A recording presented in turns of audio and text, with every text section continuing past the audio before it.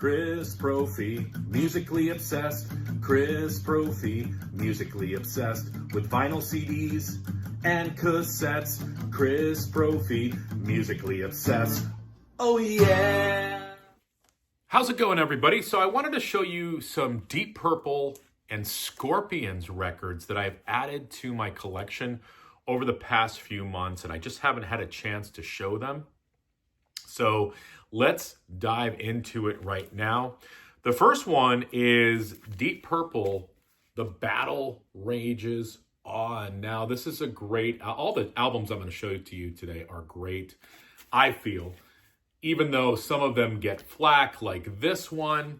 This album came out in 1993. I think part of the problem is that nobody really cared about Deep Purple in 1993. But they should have, because this includes the classic lineup of Ritchie Blackmore, Ian Gillan, John Lord, Ian Pace, and Roger Glover. It's produced by Roger Glover as well.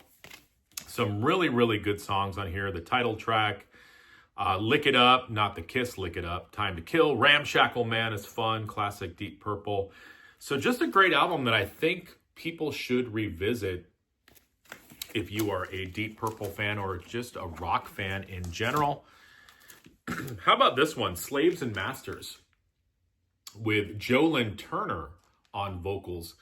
At times, it sounds like a Rainbow album, which makes sense, but it also sounds like a Deep Purple album, which also makes sense. It's sort of like the Descendants and all, right? Change the singer, the band kind of changes as well. But you've got Ritchie Blackmore in here, Ian Pace, as I said, Jolyn Turner on vocals, John Lord, and Roger Glover. Killer band, killer album. A mixture of Rainbow and Deep Purple, but still a really, really good album. How about this one? I don't see many people talking about Perpendicular.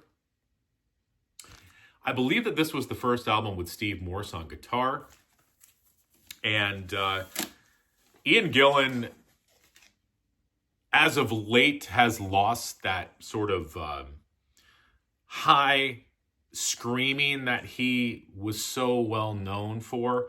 I feel like he's also lost a little bit of the grit, which makes sense. He's an older gentleman at this point.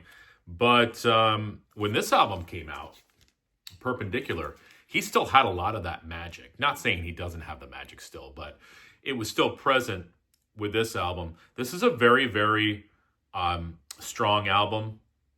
The Aviator is on here. Ted the Mechanic, Loosen My Strings. Really, really strong later album by Deep Purple. And again, you have not Ritchie Blackmore, but you've got Steve Morse on guitar. Great guitarist. I saw them live, not on this tour, but I did see Steve Morse playing. And man, amazing. How about this compilation? When We Rock, and When We Roll, We Roll. I also have this on CD as well. What I like about this compilation is you've got all eras of Deep Purple on here. Even going back to early Deep Purple with Rod Evans on vocals. There's some live tracks on here. This is a really, really strong compilation. And as I said, spanning all of their eras. All right, Scorps. Virgin Killer. Love early Scorpions. Pictured Life is on here. The title track, Polar Nights. What an amazing album. We all know the original album cover. I'm sure you have thoughts about that. This is probably my favorite early Scorpions album. And I'm talking about In Trance. They were so heavy, excuse me, but also progressive at the same time. Dark Ladies on here, top of the bill.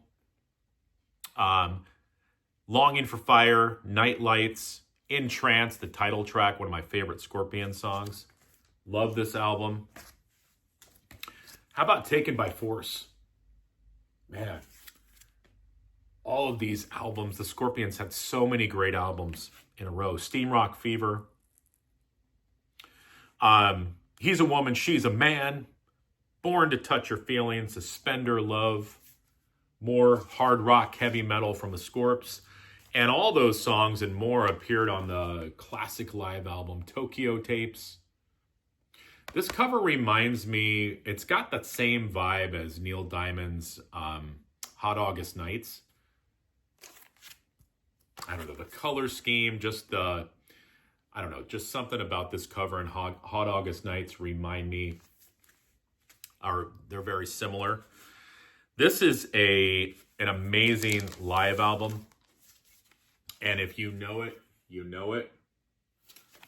And what's great about this is if you're kind of wondering if you only sort of like later 70s Scorpions or into the 80s Scorpions and you're like, what's the 70s stuff like? This is kind of a good place to start. It gives you a little taste of everything. Plus you got that live energy. And picked up their second album, Fly to the Rainbow, following Lonesome Crow. Lonesome Crow is one of my favorite Scorpions albums. But this is no slouch as well. Speedy's Coming is on here. Fly People Fly, Far Away, Fly to the Rainbow. Just an amazing hard rock album from the Scorps. So that's what I've added to the collection over the past few months. Deep Purple, Scorpions. There's still more that I got to add. I think I have pretty much everything on CD, but, kind of slowly filling in those vinyl holes. All right, everyone. Bye.